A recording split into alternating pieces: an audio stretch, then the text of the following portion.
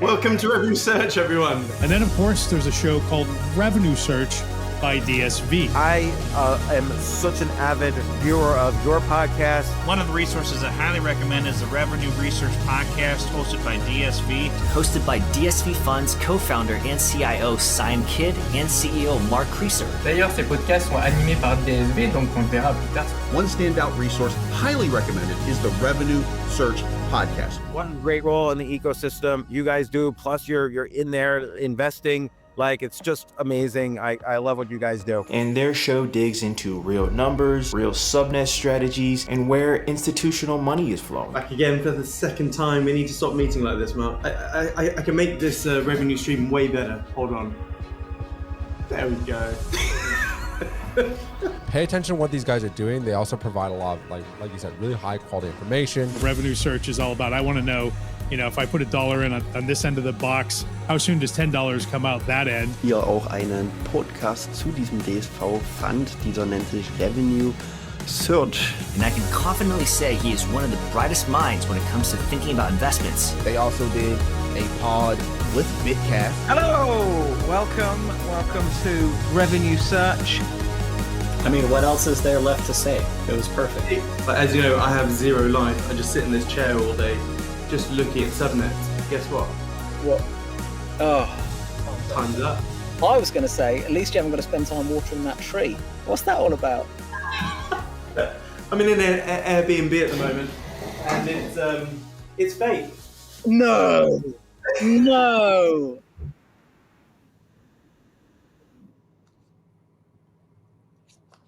Hey. Quite the intro build up there. Yeah.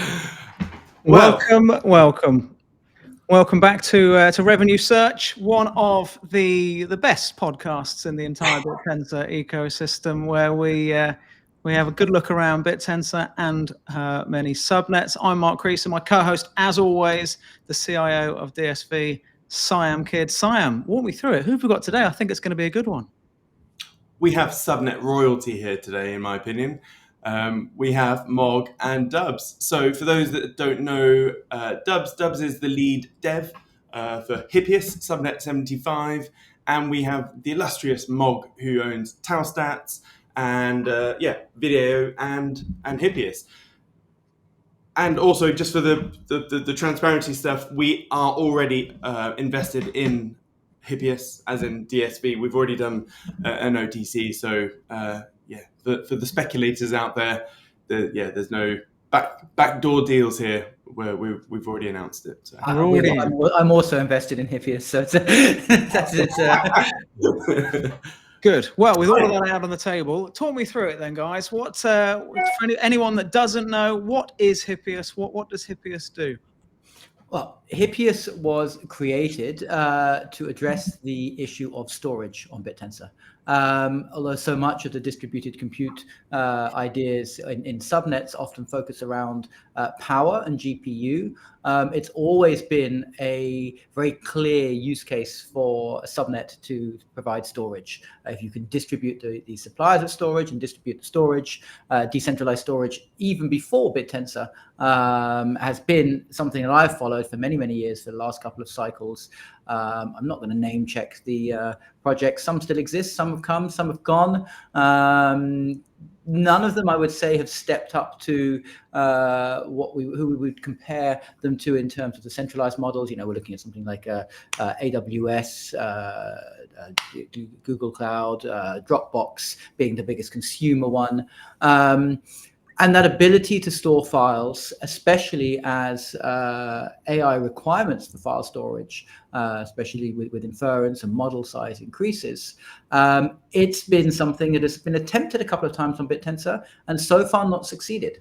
However, when it works, it is going to be something incredibly powerful. And that's what Hippius does. It provides transparent, decentralized cloud storage and more on the Bittensor chain. So up against AWS, up against Google, up against Dropbox. Where is the storage? Where if I've got information that I would store in Google Drive, but I want to store it on Hippius, where does it get stored? I should ask you the same question about Google Drive. where is it? It's in the cloud.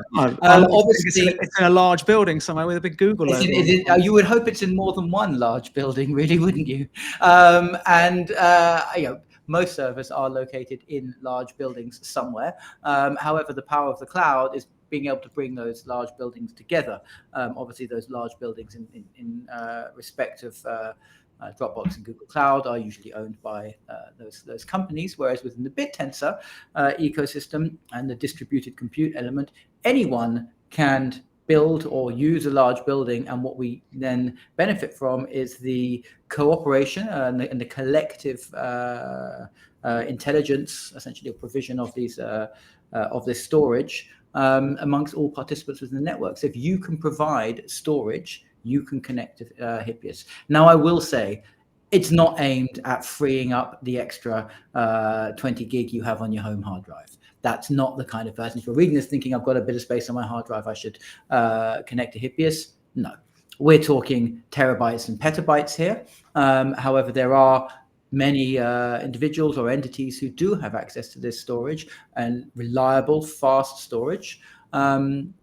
Who can provide. And I think in this instance, I might let Dubs jump in and be a bit more technical, as it's not his first foray into decentralized storage, and it's something he knows a lot about. Dubs. Yeah, so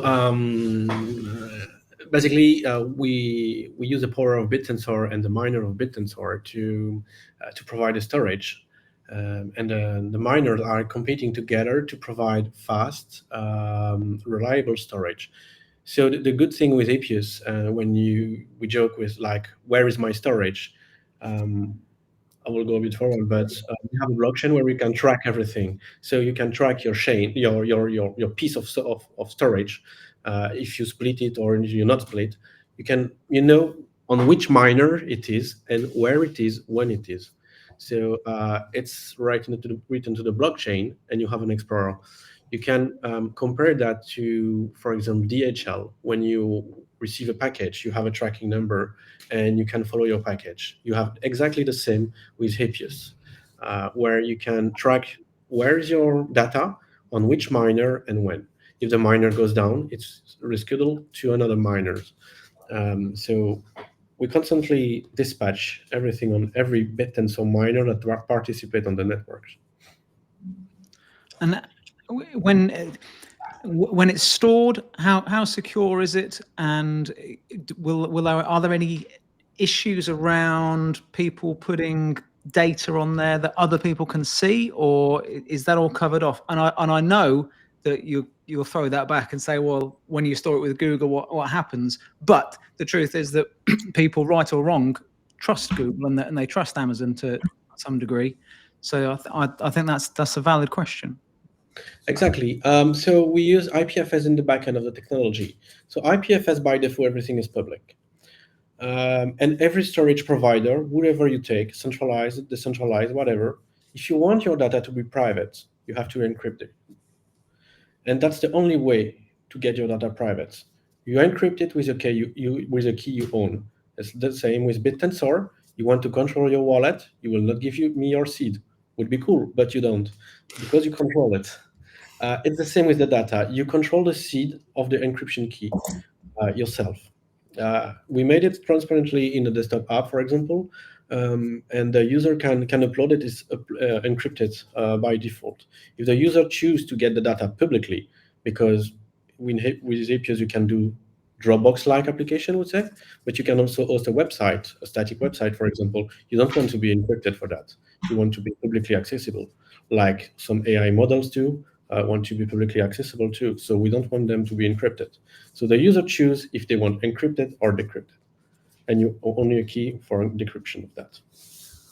I think what's important here to understand, obviously, when knowing Bittensor, is that you don't have a miner sitting in his bedroom browsing through your files. It utilizes the IPFS network, and the Hippius chain, as I would say, logs the location of the files within that network. So I don't know if my screen is currently being shared. But when you asked where are my files, I actually went directly to HipStats, which is the default blockchain explorer for the Hippius network, where there is a map on the front of it that shows the location of all of the various different nodes that you can drill down to. And then I was also just browsing through the Hippius website, where you can also see all of this explained in very, very clear, easy to understand detail. But the one thing that is unique to Hippius, and this was something that was discussed, I would say about a year ago, slightly over a year ago, with Jake Konst, the founder of Bittensor, was we felt that there was a huge amount to gain from the concept of deploying a subnet with its own blockchain. It's something at TauStats we've always kind of done with the subnets that we've backed, is we've tried to push things forward, whether it's to the early days of Subnet 18, which leveraged or arbitraged GPT keys for inference, which was not really the sole goal. The sole goal was about prioritizing organic queries and changing the way that Bittensor looked at how it scored and rewarded participants for organic real-world usage. This one, we looked at Bittensor and we said, what if we want to do more beyond just the scoring that is recorded within the Bittensor network? Because just to be clear, the Bittensor blockchain, the reason that it doesn't get bogged down with all of these subnets is that, other than transactions and movements of tau, the thing that's really recorded on there for each subnet are the scores, how the miners performed. But the work itself is done off-chain. So running incredibly complex AI tasks doesn't clog down the Bittensor chain. Only once you hand in the marks and say, hey, this is what's being scored, this is how well they did, this is how we're going to reward them. So it tracks the distribution of incentives. But what if you want to have much more complex data stored and you want it to be decentralized and immutable? Not just us saying, hey, miners, we're going to give you this, or here are the referrals we're handing out. Here is how we're using the funding that we get. But trust us, this is how we're using it. No. By having a blockchain, you can actually do a lot more. So this comes down to revenue, which we'll talk about later, but also about accountability of files, where those files are, their existence, what miners they are pinned to, all the data, their life essentially is recorded on the Hippius blockchain. Now, the Hippius blockchain is a substrate blockchain deployed within the subnet. No one else has done this yet. It wasn't easy. It was a big challenge, as I'm sure Dubs will attest many nights. And we hoped that we would set a standard that others may say, oh, that's interesting. And I think the more they learn about what we've been able to achieve and what we will achieve, it may become an approach that that other subnet builders decide to take on. As yet, it's still unique within the Bittensor ecosystem. There you go. I figured you might have a time limit on this, so I should probably stop talking from time to time. Well, I mean, classically, our time limit's been 15 minutes, but I think we've given up on that about 20 episodes ago. Okay, because it's not going to be 15 minutes, that's for sure. now there's no limit. We're all good. Okay, I've got that. So it's got its own blockchain. That creates that level of transparency around where data is. So who's using this then? Who's actually a client for Hippius? Anyone that uses storage. So of course you have the consumer client, which is any Dropbox user. There is an app in beta at the moment. You can see a desktop app which you can fire up. It's in a beta as we're still tweaking some of the infrastructure elements behind it that power some of the more complex features, which we'll talk about later in the slideshow presentation. But that is designed to work as you would use Dropbox, or myself, I don't use Dropbox, I use Nextcloud or OwnCloud or any of these alternatives of file storage, so personal file storage. Then anyone that uses an S3 bucket or IPFS, so any web developer, any subnet builder, anyone that's storing files as part of a workflow on the internet. It's quite a large market. And for the listeners, an S3 bucket, that's Amazon, right? AWS. An S3 bucket is Amazon. You have R2 from Cloudflare, which is slightly cheaper, but doesn't quite, and Dubs will tell us the difference between them. So developers, web developers, builders, programmers, anyone who, I think the choice of this infrastructure, I think it's like saying who would choose if your in-house product website or anything used S3, traditional storage, R2, Google Cloud. You probably wouldn't, but your developer would, and therefore you would still be a customer paying those bills. And it just is a storage choice. So your TAM is basically all businesses. Yes. Yes. And consumers. And consumers, and the demand for storage is growing exponentially with the size as the amount of data that we store goes up and up. We're not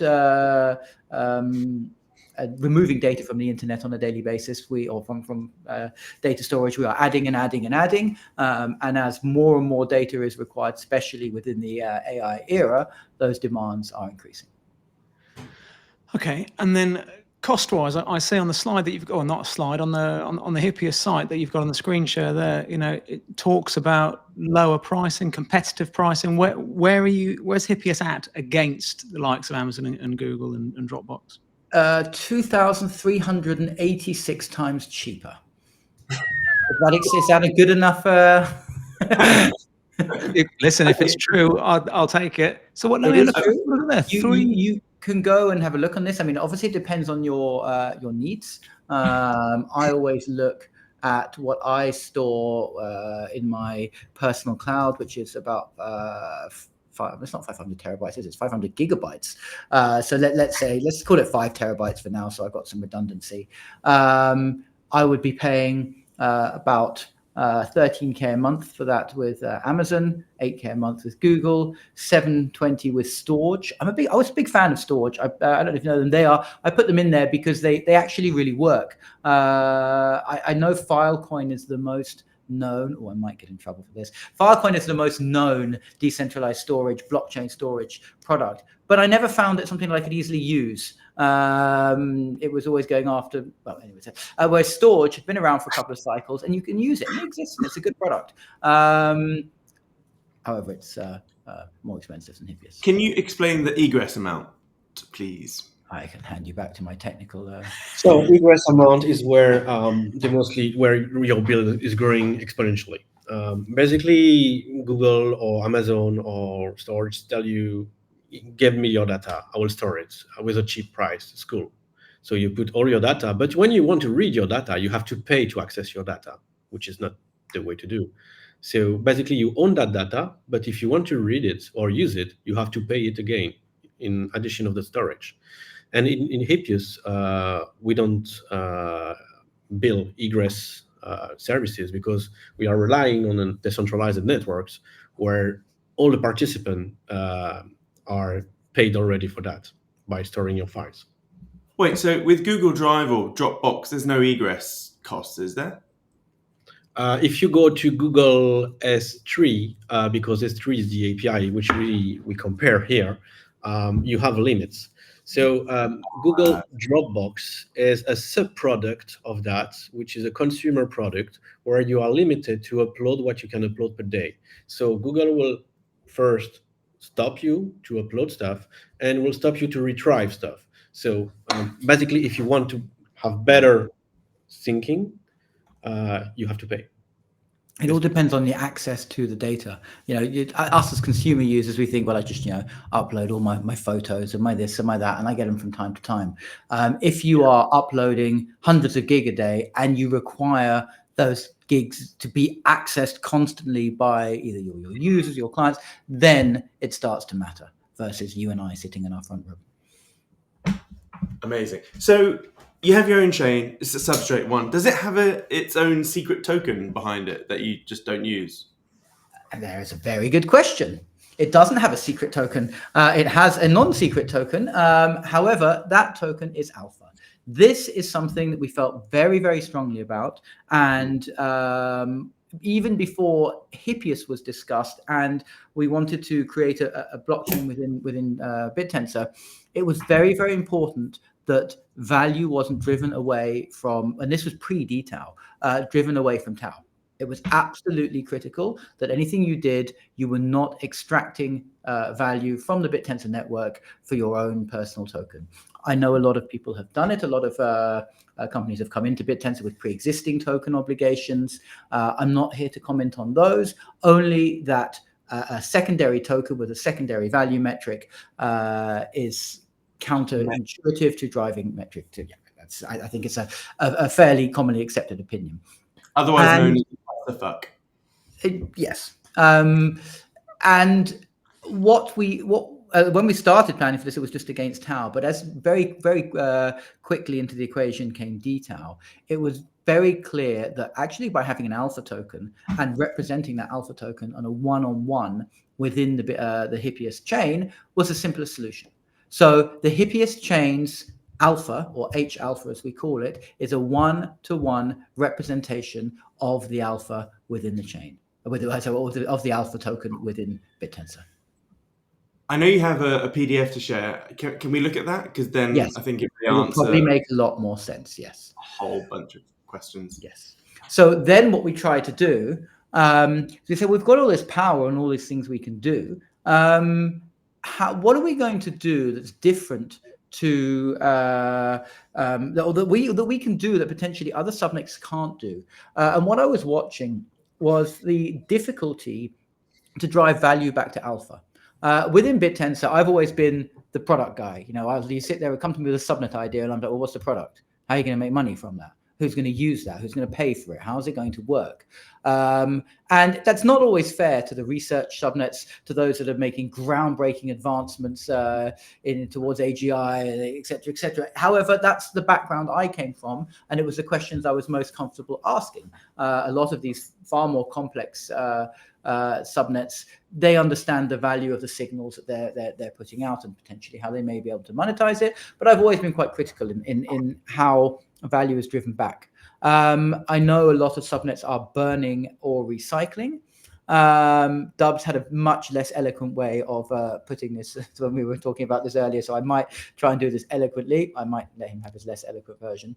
But I feel it's a drop in the ocean, shall we say. And also, do you remember what you said this morning, Dub? Shall I let you say it and then paraphrase from there? No, basically you are burning your token because you don't have any usage outside of that to just fucking pump your bag and sell it later. So you remove the supply to burn the token. So what you have worth more. He was less polite about it earlier. And there is a point where you're saying, okay, well, if real world revenue comes in and you use that to reduce the supply of your token, fantastic. But the reality is the decision as to how much token is burned is arbitrary. Some are burning emissions that are not even being given to miners, burning miner emissions that you're not using. So in some ways you're saying, well, my subnet is not generating enough value to justify the emissions, so I'm just going to burn them to keep the token and the valuation at this, and then to keep the valuation where it is.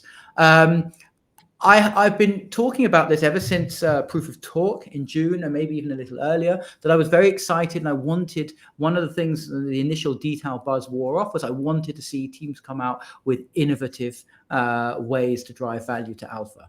And I started to get quite frustrated that I wasn't seeing this. And so I figured I had to do something, and we had to do something. And Dubs and myself spent a lot of time talking about lots and lots of different options.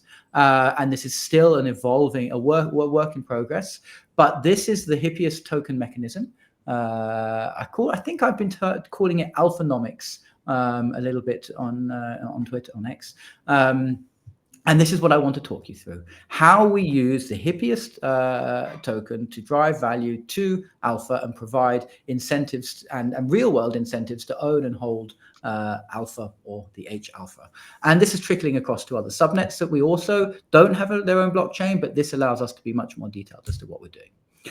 So we're going to have a quick look at H alpha. And what it is. And then we're going to look at how it works with distributing revenue, discuss its verification on chain, and then drop some upcoming developments and a little bit into our roadmap. So it shouldn't take more than 15 minutes. H alpha. This is quite simply a one-to-one representation. And this is what's really important to understand. If you have alpha, which you bought some Hippius alpha, you can go to or you will as soon as it's finished, because we're just waiting for a commit to the Bittensor main chain, where the Hippius team and the Talstats team have finally unlocked WASM smart contracts, essentially native smart contracts within Bittensor. And we have the PR, it's been committed, it's having some reviews, and hopefully, if I keep pushing the right people, within a week or so, that should be live on the main Bittensor chain, which will allow Talstats to do some cool stuff, and will also allow the Hippius bridge to be completely native, not having to go through EVM, going through Substrate, which is obviously much more optimum. But a bridge allows you to take token X and convert it into token Y. And in this instance, you take your alpha, your Hippius alpha token, and you bridge it to H alpha. You bridge 100 alpha and you get 100 H alpha. You can also then bridge back again.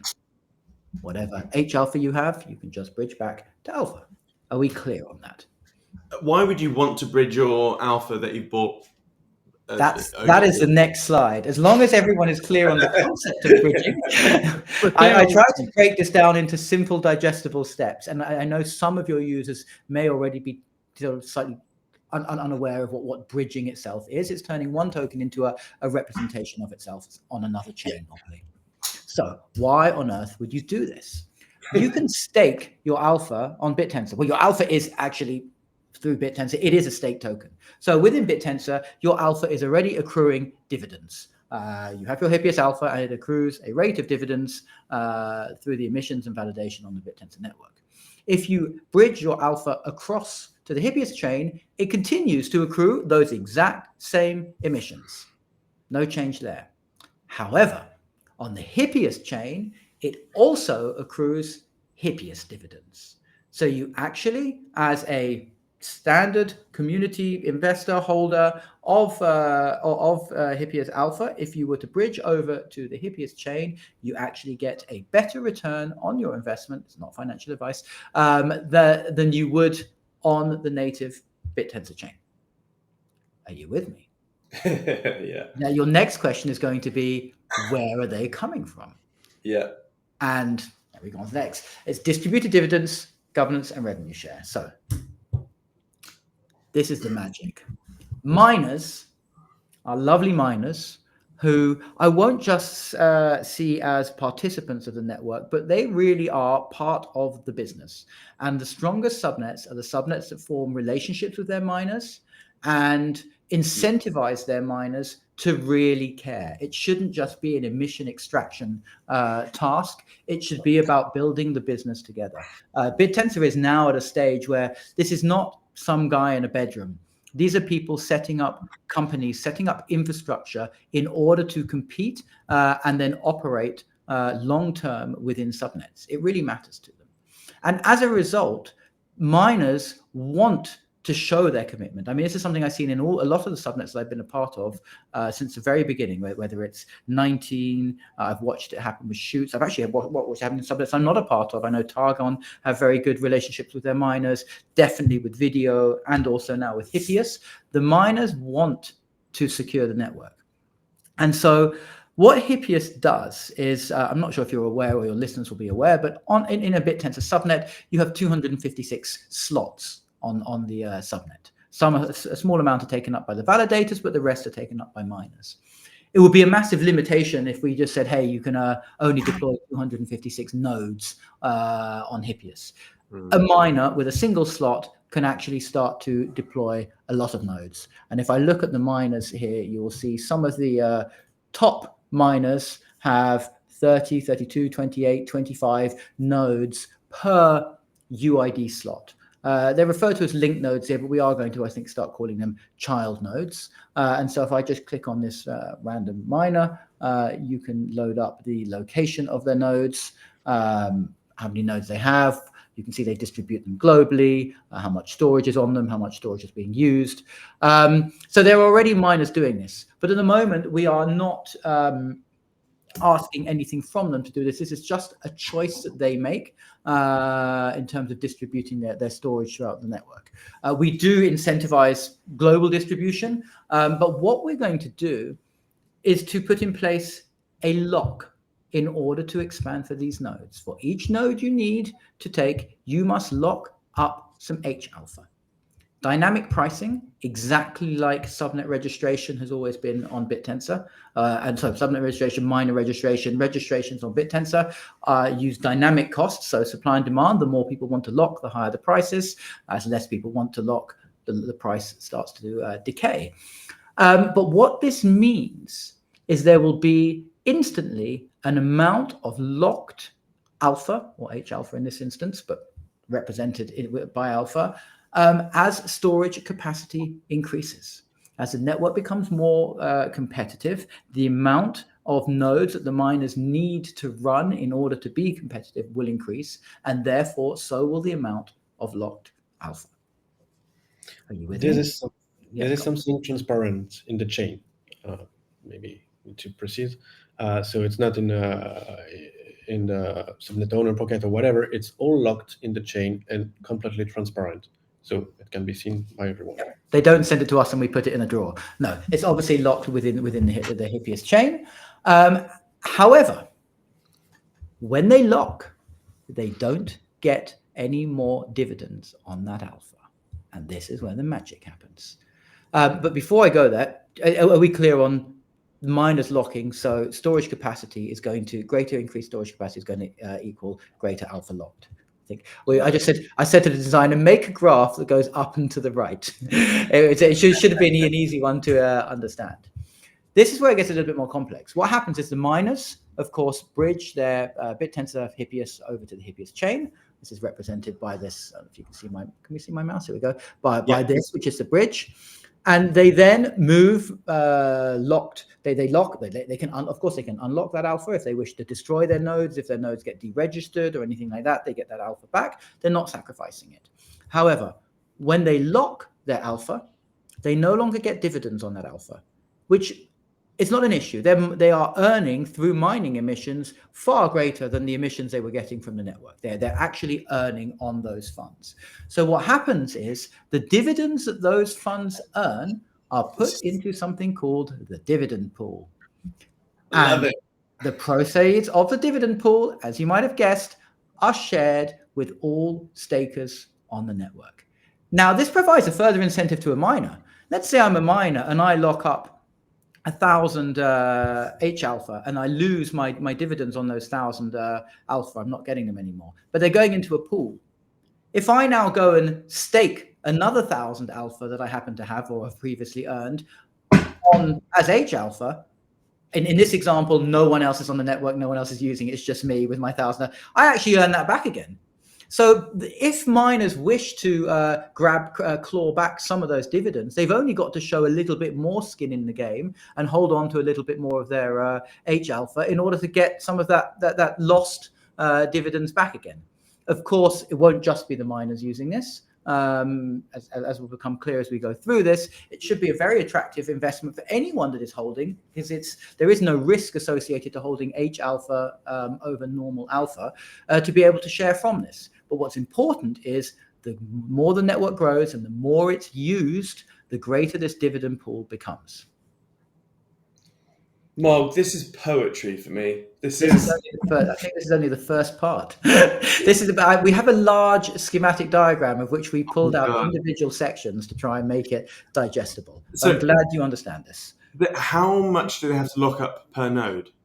It's dynamic. In the same way, how much is a Bittensor subnet or how much does it cost to register a miner? The greater the demand, the higher the price. With adjustable parameters, which can be set on chain and can also be voted on through governance. So it's not like, oh, hold on, one day will you run out of alpha? No. We're trying to echo as much of the original ethos and vision of the Bittensor chain through the Hippius chain. We've always felt that was the way to go. So that's what we do. So what about revenue and the distribution of revenue? How does that work?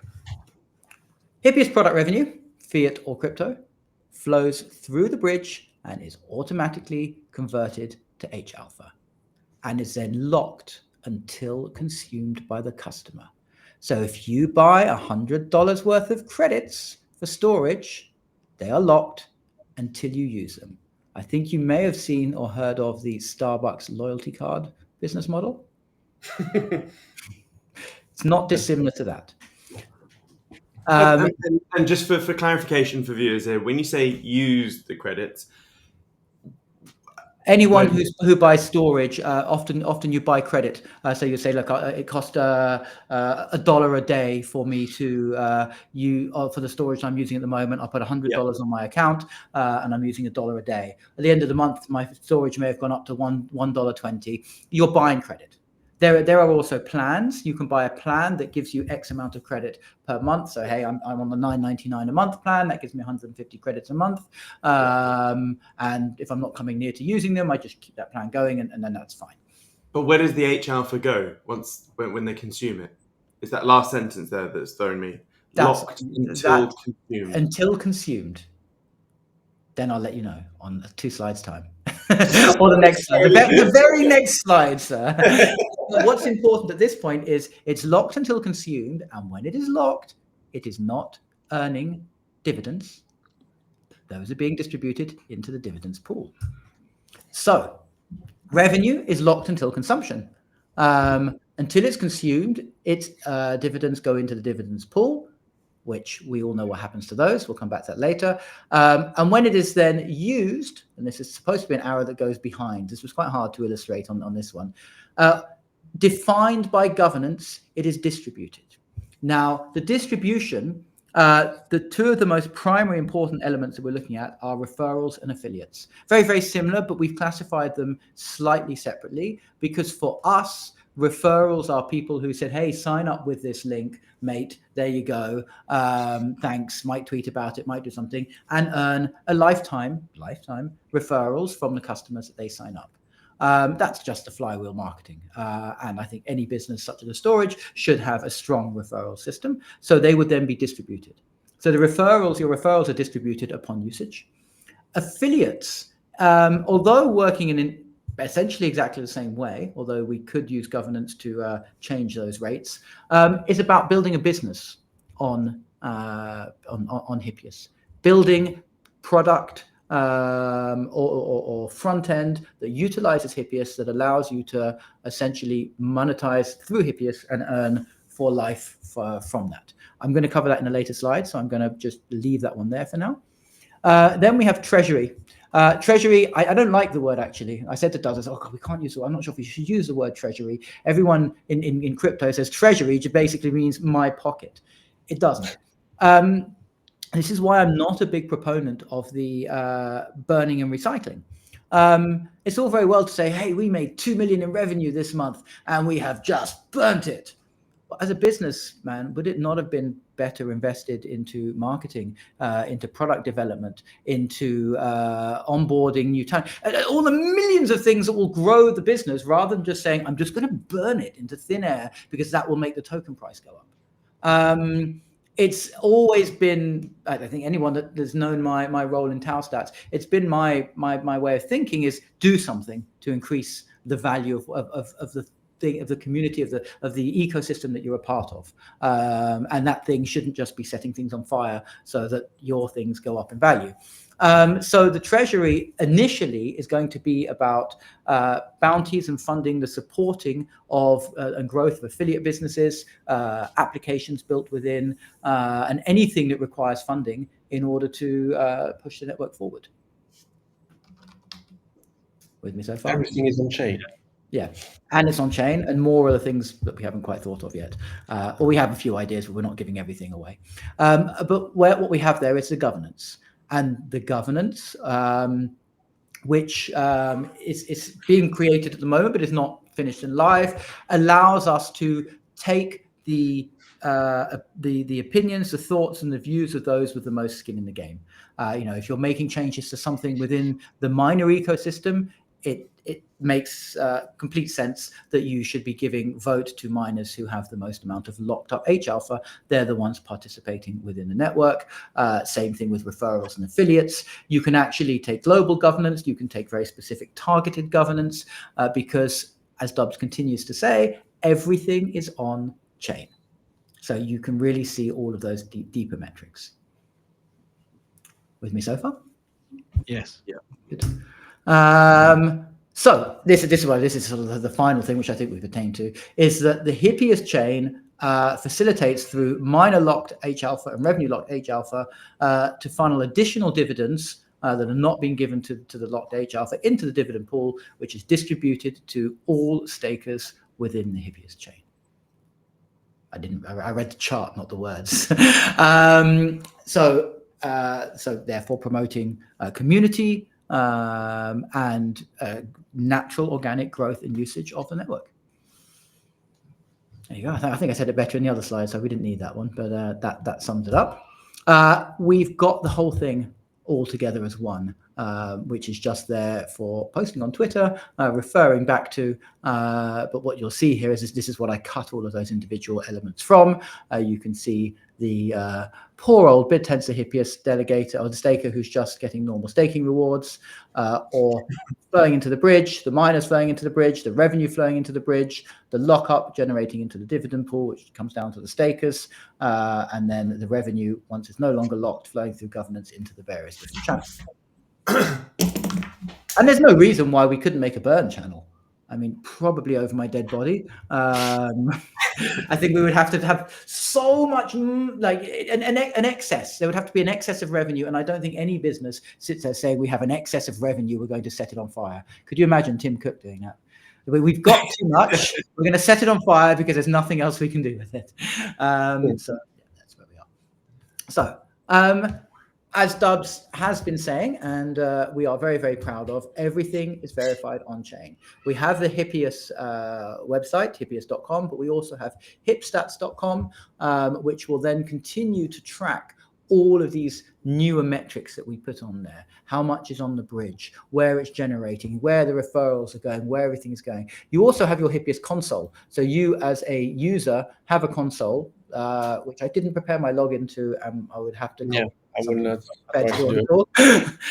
But your own Hippius console that shows you all of your storage, all of your referrals, how much of your credits you're using. This is all live, and you can use it already. So all of that, as we continue to say, is on chain. So there's so many different elements where you can track and show all of this information and check and verify. And this is some of the things that we're building out for each new channel, a new facility that we add, that we build that out. What else are we going to do is the question. This actually opens up some more doors, some doors that we haven't finished yet. I've spoken, I'll go from the bottom up. We've spoken about incentivized governments based on H alpha participation on chain to create alignment. But the other thing, which is very often discussed by stalwarts of decentralization that we don't yet have on Bittensor, is slashing. I don't think we need to hide the fact that miners, if they can, will exploit your subnet. They're incentivized to do so in some ways if your incentive mechanism isn't good enough. And there isn't native slashing on Bittensor. For those that are unaware what slashing means, it essentially means if you misbehave, you will sacrifice something. So in order to be slashed, one must have collateral. And we now have collateral. So it's very, very likely that we will implement some on-chain slashing. We will work with the miners to make sure that they're happy with this. Of course, those that are doing better want to protect their businesses, and they care about honest participants. I think a lot of what people don't realize is miners quite enjoy the competition. It's part of the nature that they do want to compete and win, but they just want to make sure everyone's playing fair. Everyone wants to win with people playing down the same rules. So they're probably the two biggest developments that this Alphanomics initiative will take on. But then we also have a roadmap. Now, I'm generally someone who doesn't like to say too much about the things that we're doing, probably because I'm quite competitive, and secondly, because I think that it's better to shout about things once they're done rather than sort of having that Q1, Q2, Q3, Q4 timeline. But I think it's important to understand some of the directions that we are taking, or that the network is taking, because it helps you understand that the growth reaches out way beyond what we're doing as a team. So the first thing is app development and marketplace. And this actually then goes hand in hand with the affiliate lifetime referral driven business models. I'm going to give a very simple example. Hopefully, a lot of people will have heard of WordPress.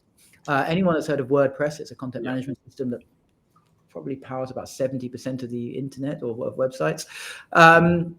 And in WordPress, you can download and install plugins. And WordPress plugin developers make a very good, and theme developers and people that build on top of it make a nice living. You can sit there and make a little WordPress plugin that plugs into any sort of third-party app or Dropbox or storage or virus protect. They make a good living. Any WordPress plugin that requires storage or anything that requires that, and in fact we have one developed in-house that will be deployed very shortly as soon as the referrals are live. You can essentially hard code your referral link, your affiliate link within your app that you build to allow you to essentially profit from the users. So you can give a free product where the users who are using that product are required to purchase storage, and as a result, direct affiliation. So you can build apps that generate revenue for you, but you can also build apps for free. And we will incentivize apps. The original, and I think I can say this now because I think I said it enough times in forums, it's not a secret. One of my initial things I wanted to build within Bittensor, I got very, with all due respect to Weights and Biases, they operate a fantastic product. Weights and Biases is for logging of inference queries. So it's used a lot within Bittensor. It's very, very detailed, very storage intensive logs, which anyone running any kind of AI infrastructure invariably uses. As someone running 64 validators at the time on Bittensor, it was quite a cash drain. And I remember saying to Dubs, like, why can we not just build a decentralized Weights and Biases? You can on Hippius. Hugging Face has been spoken about all the time. People say, oh, why don't we have an open source version of Hugging Face? Or even, this is really pushing it out there, GitHub. Anything, these are all storage-based businesses. We can now go back to smaller things. Jake was talking the other day about a encrypted decentralized chat app. We actually have one in an MVP. That was one of the first apps we wanted to deploy on Hippius, but we've been a little distracted by securing the actual functioning underlying infrastructure of Hippius, so it's not out there yet. An app development and marketplace will be a part of Hippius. And developers will be encouraged and incentivized to build. And then once they realize the value of that, I don't think we'll need to incentivize them anymore because it opens up business revenue models for developers. Because you can make some cool stuff with storage when you have the compute. When I'm big compute is VM, servers and stuff like that, because both go together to make a cloud. We'll push the, You've under-enthused that last point. Well, I couldn't decide whether we were going to say anything about the last point or whether we were just going to leave it there and let people work it out. The last point there says VMs. VM, for those that don't know, is a virtual machine. That's web hosting. Anyone else? It's renting a server, not GPUs. I think it would be possible, but at this point, we haven't written GPUs. So all of those with GPU provision subnets on Bittensor, don't worry, we're not coming for you yet. But virtual machines is much more the bread and butter of hosting. You think of DigitalOcean, or also I believe now do GPUs, GoDaddy, and any of these hosting companies where you go along and you rent a little machine box to host your little website on it or perform whatever you want to do. It's a computer in the cloud, isn't it? Hippius can and will do that. So you won't just be renting drives, you will also be able to rent actual machines. And at that point, we're no longer going after the storage market, we're going after the entire cloud compute market.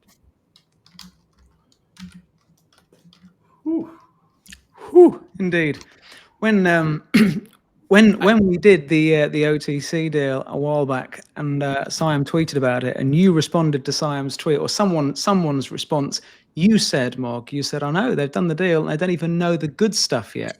And I thought, that's cheeky. But now I see that that's true.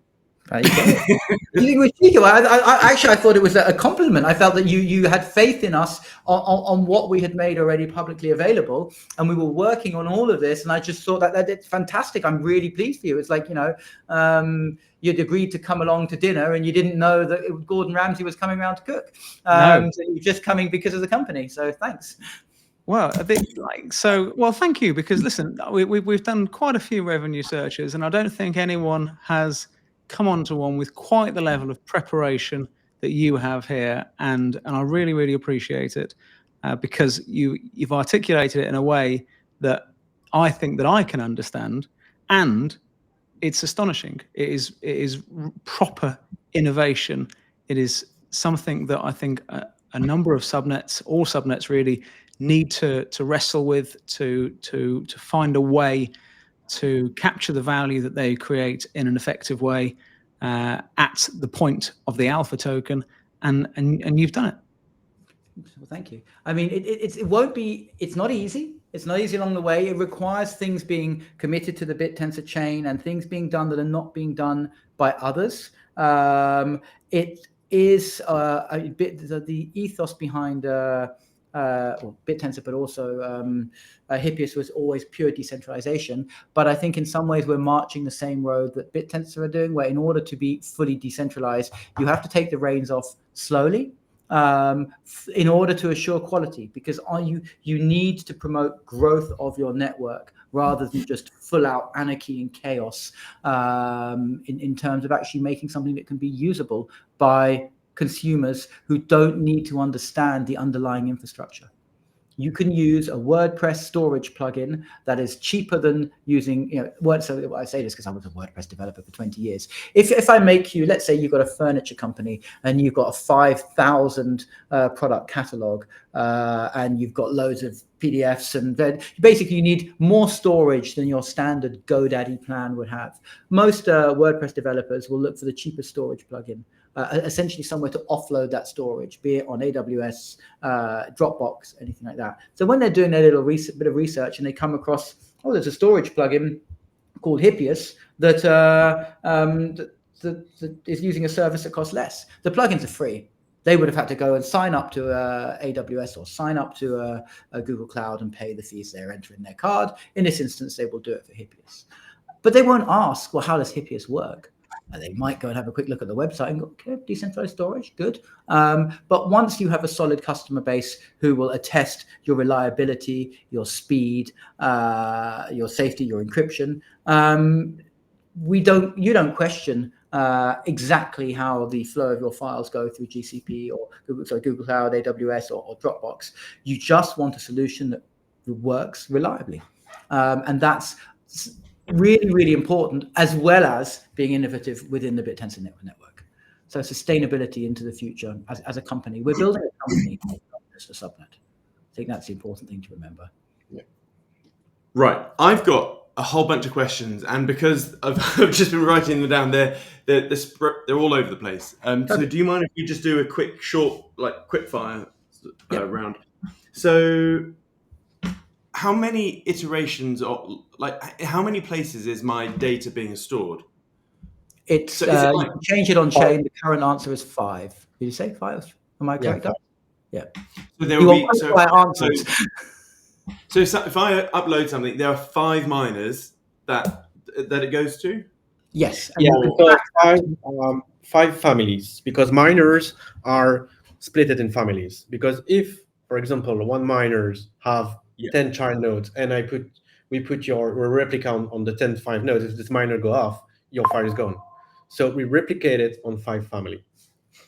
5 families. Okay. Cool. 5 UIDs. And you can track this within your console. You can see where how many miners your file is on and where they are. Lovely. And this is, of course, changeable. And the question quick fire back, when you upload something to Dropbox, how many data centers do you reckon they have for redundancy? Probably 5. See, I would have thought 3. I think they usually have 3. Yeah, okay, 3 to 5. But yeah, they're huge, military installations.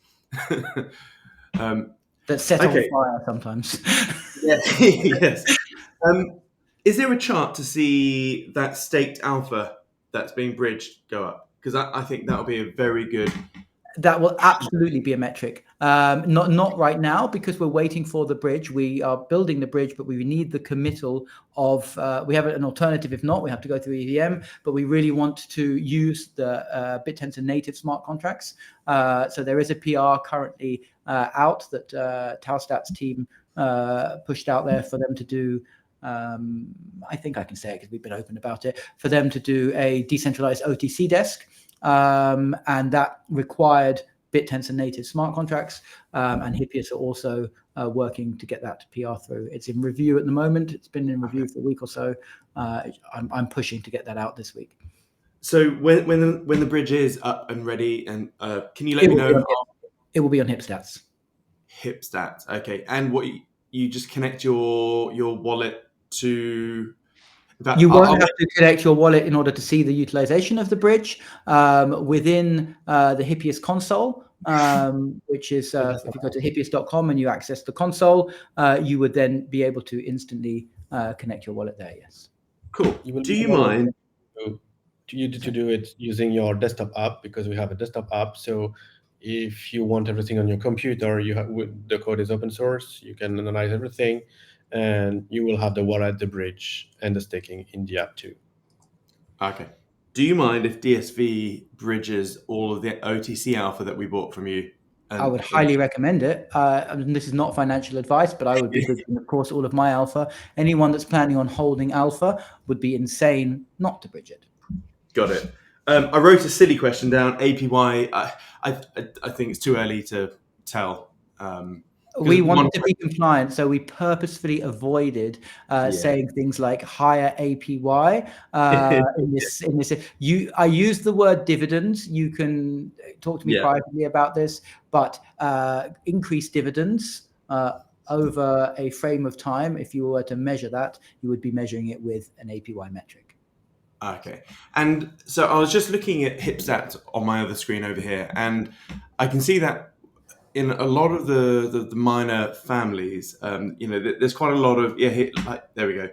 So this person's got quite a lot of terabytes, but there's not much usage at the moment. Is that because Hippius you haven't gone to market properly yet? And so we have 2.12. You can see this on the front page of the site. 31 petabytes total storage, 2.1 petabytes being used, and 30 petabytes free. You would hope that we always have more free storage. The network is, of course, scalable. Miners are not going to allocate storage that isn't being used. But yes, the truth of the matter is we, as a subnet, we probably have the largest suite of tools and applications and everything in place for a commercial deployment, rather than just say, yeah, we work, and iterating along the way. Because it's storage, I have always, and people always criticize and say, well, you need to be more vocal and more hype orientated on Twitter. And I said, no, we have to get everything working perfectly. You can download and install the desktop app and play around with it. I encourage you to do so. It does work. I still would like to see some changes in there. So the referral system, we need to get the bridge working for the referrals to work. So don't go and grab your referrals code. Your referrals will work, but you will be rewarded in 0 H alpha at the moment because we need to bridge. So I want all of those things in place. I think there's nothing. You only get one chance to really show someone what it is that you're doing and for them to test it. And it better damn work. I remember talking to Raoul Paul at DCG conference last year and explaining this to him. And his concern was, look, if I can just plug in and migrate my Dropbox over, I'm sold. But if I can't do that, and if you lose that person's attention and they say, oh, I can't do that. And it's the very first thing I did. Poor Dubs. The first thing I did when he said, oh, the desktop app is in beta, I was actually just switching from my own hosted Nextcloud, which I've been doing. I've always been a Nextcloud proponent instead of Dropbox. And I was just moving over to another server. And I literally just selected my 38 gig archive of just everything, videos, files, big, small, everything. And went, go on then, stick that on there. And these poor old developers were like, oh, we weren't expecting that. And I'm like, you have to. You have to. So I want to make sure that we're bulletproof before we just throw it out into throw the full force of marketing behind it and get it out there. So Pareto principle. Oh, sorry. Go for it. Sorry, we are working with the subnets. I don't know if we can name them, but it's publicly. Yeah, you can. You're allowed to name the subnets. It's all in open Discord, so yes, you absolutely can.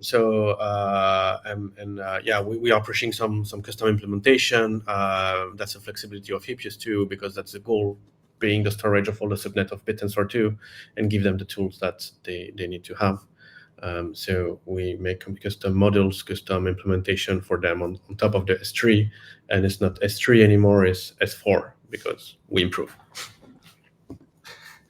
I am going to, if I can find it, find the screenshot. I'm not going to show it, but I was going to quote Jacob as to why he is using Hippius. I have to paraphrase it because I don't have it right here in front of me. He essentially said the reason that he's using Hippius for Athene, which is Subnet 120, over S3 and AWS is the ability for them to iterate and create custom features for his needs in a way that just wouldn't be possible with the centralized providers. And that's aside to the cost benefits. So we are really iterating fast. We're working with, as Dub said, a number of subnets to provide their storage needs. I always saw that as the proving ground. Get the Bittensor subnets, work with them because they all have storage needs. And once they've attested to you being sort of earning your spurs, then you can push out into the wider developer network. So Pareto principle, or where do you think most of your revenue is going to come from? Enterprise or SMEs? I would say SMEs. I guess it depends on storage needs. Often can be surprising. You can have smaller enterprise who just happen to have very large storage needs, or you can have enterprise who consider themselves to have large needs, but actually when it comes down to it, they don't. It's going to be, I would say that the greatest demand for storage at the moment is to do with dataset storage, inference storage, log storage, video storage, funnily enough. So I look forward to it. I feel like the greatest impact on the reputation will come through consumer, but the greatest revenue will, of course, come from larger scale enterprise. And for the average person that has a Google account, they pay X amount, probably $30 a month or whatever for all the Google services. How will you what are they part of your target demo? Because it's going to be hard for them to just go, oh, I have to pay this membership already. I'm going to unpopularly. I think a biz dev person would say yes, absolutely. The honest person in me would say, look, the kind of person that types into Google, ironically enough, types into Google, alternative to Google Photos, because they're annoyed with Google Photos. And then they go and find a independently owned app that uses Dropbox or AWS or something that has an easy, a nice interface, looks great, works on your phone, does everything that Google does, and just has some features and a little bit less of the big brother feel to it. You're like, oh, I'm going to use that. For the same reason that I don't use Apple Mail or Microsoft Outlook. I use, I'm not on a referral, so I can say it. I use a mail client called Spark, which is great. And there's a lot of people out there that look for alternatives. What Google, of course, do very well is provide that entire product suite. And those people that use the full product suite of Google probably don't use Google Cloud. They don't know what Google Cloud is. They're not using GCP. That's for developers. That's for people that need to actually store data. So the same thing with people who have an Amazon Prime subscription. They don't know. My wife doesn't know what S3 is, but she spends enough money on Amazon. So I would say that we're going straight for the throat of the Google users would not be, and I think there's better revenue within the enterprise. Okay, so you've climbed this massive mountain already. It's like magic wand. The product works. It's there. The second hill or mountain is route to market and like executing. As you know, you've been in business for a long time. Like, how are you going to get out there and start making money? Are you getting a sales team on? Or, I know you got the referral scheme, etc. We at the moment we have marketing. I say marketing executive, a marketing team member with blue chip experience, but I have held them back. As I said, and I keep saying, I'm not ready to shout from the rooftops yet. Once ready, would like to think build it and they come, but build storage hundreds of times cheaper than existing options, services, and you've already given yourself a massive advantage. Of course, we will then engage the full PR channels. Storage is about utilization from people who talk about it. The simplest way is the organic flywheel of referrals. So you've got flywheel marketing, you've got integration and placement marketing, getting yourselves in there with collaborations with people who are willing to talk about the storage needs. The bigger the person using the use case, it's going to be like any tech business, building up use case, as you say, biz dev. At the moment, we don't have a dedicated biz dev. However, it's not very far down the line, the marketing and the biz dev. Fair enough. I've got two more questions, quick ones. If you're seeing this and you think that you could add real value to Hippius, drop Dubs and myself a line. Bear in mind, we sniff out bullshitters very, very quickly, and we want the best of the best. Nice. The slide, the PDF that you showed, is it? Where can we find that? That was beautiful. We thought we would quickly, we put the finishing touches on it yesterday and today. We thought we'd go through the revenue search and see if we spotted any errors, and it will be available through Hippius. I will definitely tweet it later today. Hippius will tweet it later today, and we will get it into the Hippius blog and news as well. Lovely. And last one, I know Const has said very good things about you, Dubs, which is like the highest praise in my opinion. How the hell did Mog find you? Where are you? Like, what did you used to do? Can I tell this story? It's like asking the wife and the girlfriend how they met. And so he's got you locked away in the dungeon. Like, what did you do beforehand? Go ahead, Mog. Go ahead. All right, I'll tell you how we met, and you can say what we did before. So I have a very fortunate history of meeting the right people in the strangest places to add value to Bittensor. On the flip side of that, I've had to trawl through a lot of less than suitable candidates and employees. But Dubs was one of those people that, as Talstats was making the transition from being sub-query based, so an old bit of infrastructure, and we really needed to build out and be custom. I was looking for someone who could think on their feet, wasn't afraid to get their hands dirty, I was thinking about this the other day. You want someone who's going to dedicate a lot of their time to you, but who also you have a good enough relationship that you can make those decisions, whether it's worth ruining their Sunday afternoon, whether it's worth making them stop cooking dinner for the kids. And Dubs, as you may have noticed, speaks French. As you may not know, I do too. So that instant bond there, and our bond, I found him on Upwork. His profile was less than great, but there's another great builder. I'll keep it to myself. Who I found on Upwork also, who had a less than you would. Not his profile was not written by GPT. Let's say it that way. And I just thought, I don't know. There's something about this guy. I've got to jump on an interview with him. And does the other guy begin with the letter N? Does the what? Does it begin with N? The other. It does. It does begin with N. And so we took him on, and Dubs became what I consider to be my head architect of Talstats. That's the best way I could describe what he was doing. And he was very, very good at it. And it helped us iterate very fast in a way that maybe someone from a very corporate infrastructure background just would have been too scared to do. But this is Bittensor. You can't be scared because our dear leaders are not scared, and they're iterating on their feet. So we have to too. And in those discussions, of course, anyone that gets involved in Bittensor, invariably after a while, especially if you're working in Talstats and really looking at the data, says, subnets look interesting. wonder if I could do a subnet, or what's going on with subnets, whether I should be involved in subnets. This seems to be where all the innovation is happening, and you've just got me on stats and data, and I have to sit there with these employers going, but please, DAO stats is so important. But then it turns out, and this is where I'll hand over to Dubs, he had a bit of a history in decentralized storage, and he knew a lot more than he ever told me about this, and I had no idea. And then I sat back and went, hold on a minute.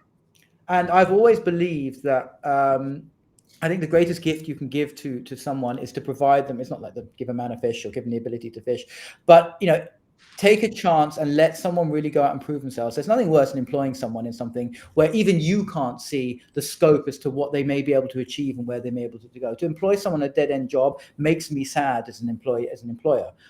So we were very lucky at that time to be able to fund and incubate the creation of Hippius. So I essentially, at the time, I would have said set Dubs free, but confined him to a life of servitude as a subnet owner. I'm not sure if he thanks me or not, but go on, Dubs, speak a little bit more about your history. Tell your side of the story. Yeah, it's a bit of that. I was entering on Taostat to be just, I was not for the infrastructure at first. It was just managing some stuff, like site help. And Mog gave me my chance. I really loved it. And it's a long story, but here we are doing cool stuff with storage. And sometimes it's hard, sometimes it's cool. Say a little bit. Tell us a little bit about your previous experience. You don't have to go into too much detail if you don't want to, but how you suddenly had this wealth of knowledge on IPFS and decentralized storage. Well, I did work on that, deploying multiple nodes on the project. I still have this ethos, or make me smile some people, but I'm in for the tech, and it's the real reason. I like the decentralization, but we have, as we explaining, some compromise to go there, or full decentralization, and I always work it through that, and that's the reason why I dive into the blockchain, understanding the technology and what we can really do with the blockchain. Hippius is like the achievement of all those things. Doing this blockchain without token, we don't need a token, so cool. We just need the tech, and with Mog, we are really complementary on that. Which I'm really a tech guy. Not really good at explaining some stuff sometimes, like the burning mechanism. But yeah, so I'm going to give you the translation of that. He had all the skills and experience to go off and launch his own chain, his own coin, whatever it was, but none of that grift into what's required in terms of VC funding, ICOs, going out there and all of that stuff, which actually, when I was lecturing about the opportunities of building subnets back in last year, it was the thing that I was saying, what Bittensor affords you to do is to be able to launch, especially with DTAO, launch a tokenized business, but without having to go through some of the emotionally scarring events that entails, and sometimes compromise your ethics or what it is you're trying to do, and end up being governed more by token price. And I know within DTAO, we are still in some elements there, but I'm fighting hard to make it more about the business and the product and what you're doing. And that was something I saw in Dubs, that he had all the skills to make that work. And for me, the reason that potentially he hadn't before was that he didn't have, can I call it the grift factor? And that's the right partner. Yeah. Does that mean I have the grift factor? As I was saying. Okay. No. Mark, do you have any questions? Of course. How long have we got? I'm going to stick to two questions. So the first question is, what can other subnets take from this? We talked about how, and we've talked about it many times before on Revenue Search, just this concept of buying and burning doesn't create any value. What you've got here is a really, really innovative solution that instinctively we really like the look of. Obviously, Siam's very, very keen to get his hands on the blueprints and pore over it, and I'm sure he'll have 72 other questions. But it's innovation, and we like that, and we're grateful for it. Are there elements of this that other subnets can take? Do they need their own blockchain? You summed it up nicely. It's innovation. And when I speak to businesses who are looking to take their existing work to build on Bittensor, and I give subnet consultancy, I often say to them, identify a workflow that you can optimize through distributed compute. And they go, okay, that's great, that's what I'm doing. And then they realize what they've actually got to do is become an expert in building an incentive mechanism for that workflow. And it's actually slightly different to what they were doing before. And this is the same thing here. You're identifying a product or a service or as a commodity that you can produce that has value. But now you have to work out how to create essentially a value ecosystem that ties in with that product. So it's going to be very, very much about how your product derives value. Storage in this particular instance, it's a sellable product. A lot of, it's a measurable sellable product. But you really have to think a little bit deeper about how you're going to make sustainable value, because the reality is, the valuation of your business now and in the future, how that translates to the market capital valuation of your subnet matters. And in terms of the blockchain, not just the blockchain, yes, by all means, there is a lot of value to launching a blockchain within Bittensor, but a lot of this can be done without it.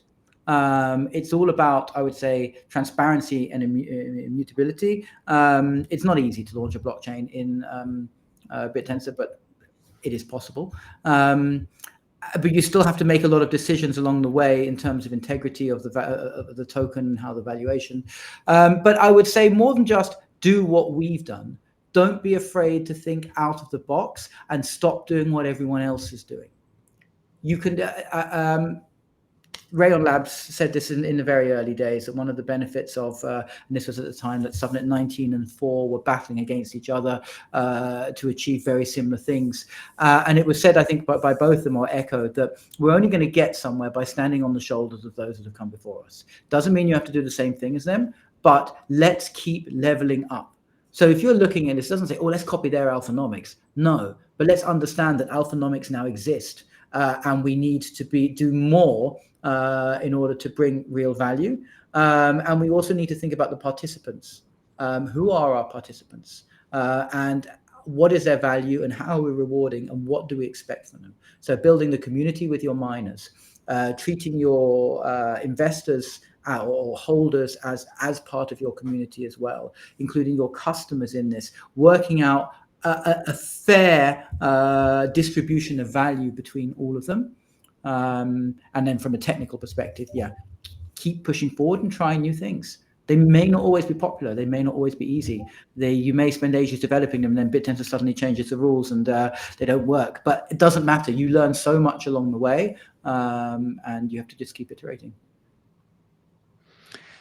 And then the other question that I had really was around your biggest challenge here, and perhaps investment and the idea of equity in a holding company, which is something else that subnets have considered. Do you need to raise more capital to pursue this and do it at the speed that you want to do it at, or are you sufficiently well capitalized to be able to do this entire roadmap and wait for that real world revenue to start gushing in? Okay, as you said, biggest challenges. I was about to hand it to Dubs for a technical one, but I believe this is a finance and equity related one. I have always been very fixed in not wanting to give up equity in anything that we did in Taustats, in the subnets, until you really, the longer you wait to raise, and the greater the valuation of your business, the greater the interest for that, and the less of a percentage you need to offer. So the longer you can wait, the better it will be for you. I can't speak to every subnet. It's not easy. We as Taustats T34 incubated is the word we use, but I find this quite funny sometimes because a lot of other entities within Bittensor also incubate. But when I incubate, my sleeves are rolled up. I was finishing this presentation with Dubs until 2:00 in the morning last night. I worked from 6 until, I don't know, God knows how many. From 6 in the morning till 2 in the morning yesterday, getting this done for you. It didn't just magic itself in there. We have a team, but we have high standards. So we put a lot into it. And I think so. Dubs and I are very proud of that. And the wonderful thing with Bittensor is if you are doing something good, the network is providing you that facility through emissions in order to grow and in order to preserve your equity. I know Jake is a big believer of this. He doesn't want people in parasitical equity deals that he's actively trying to buy them out of. At the same time, there comes a stage where you need to take a $10 million company to a $100 million company. It would be naive to say, just do this forever and everything will be okay. I look forward to being in that position and making those decisions, but I believe that you can get a long way. And I'm not a supporter of messages that slide into my DMs with a pitch deck demanding to raise 10 million for an idea of a subnet. Bittensor wasn't built like that. I get them all the time. It's becoming annoying. Raise maybe some sleeping hours. If we can raise that, but I'm not sure. Your sleeping hours? Yeah, we can raise your sleeping. I'm very fortunate that the Dubs doesn't require a lot of sleep. So the biggest challenge, though, to answer that actually as a cross section of finance and technical, the biggest challenge in all of this. Same thing for Tau Stats, and I think every single builder, whether they're building infrastructure, subnets, anything within Bittensor, and even Jake will attest, is team. Building a good team is the hardest thing that you can do. And then keeping that team and motivating that team and nurturing that team and understanding when how to manage and the changes you need to make. And then when it's working, maintaining that equilibrium. That's the hardest thing. That's the human thing. And stopping that team from going to launch its own subnets. Well, or helping that team to launch subnets. If you think, I have a team member who has many times has asked me about launching subnets or has subnet ideas, and I have to, with all the love in the world, and I dearly love this team member, say, please, for your mental health, don't launch a subnet. You are not the person to launch a subnet. But then you also have to understand why people want to launch subnets.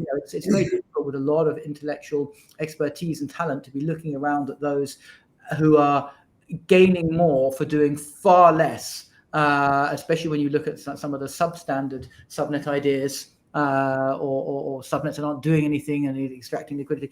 You have to question. So it's very, as I say, the human aspect is the biggest challenge. And when you get that right, you have something that is investable, will grow with or without equity, and then it's just simple business finance decisions as to whether you take equity or not, and what works best for where you are. Little thumbs up. It's I think to round this up, this is yeah. I mean, the team piece is true in every single business, isn't it? You keep hold of people for a period. And you've done well, but at some point, if they're the right people, then they will go on to bigger and better things, and you've done your job there. But unless you make them a part of a thing that they are really a part of it. It depends on the value they add, but yes, you have to. If you love someone, set them free. True story. And we are going to have to set this episode of Revenue Search free, but it has been a fantastic hour or so. Yeah, two records now. So this is the longest revenue search we've ever done.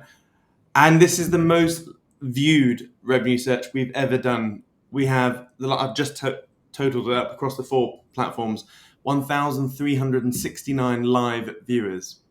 The US are sleeping, aren't they? And half the world's still asleep. This is insane. Like just before this revenue search, I said to Mark, it's like 10 in the morning. This is really early. Half the world's asleep. So we'll probably have half the numbers. You're just blowing that out of the water. And to be honest, this is subnet porn for me. This is the most well thought through alphanomics thing that I've seen. And this is the topic which I literally dream about. This is awesome. Amazing. Thank you so much. I will drop the PDF now on your private channels. Yeah, so it has been awesome. Thank you very much, Morg. Thank you, Dubs. Thank you for all of the time putting those slides together and sharing those with us. We really, really appreciate that. We look forward to seeing those on your X later, so we can all pore over them and send you loads of questions. But that wraps up another episode of Revenue Search. Thank you very much indeed. We'll see you again on the next one. Thank you. Cheerio, folks.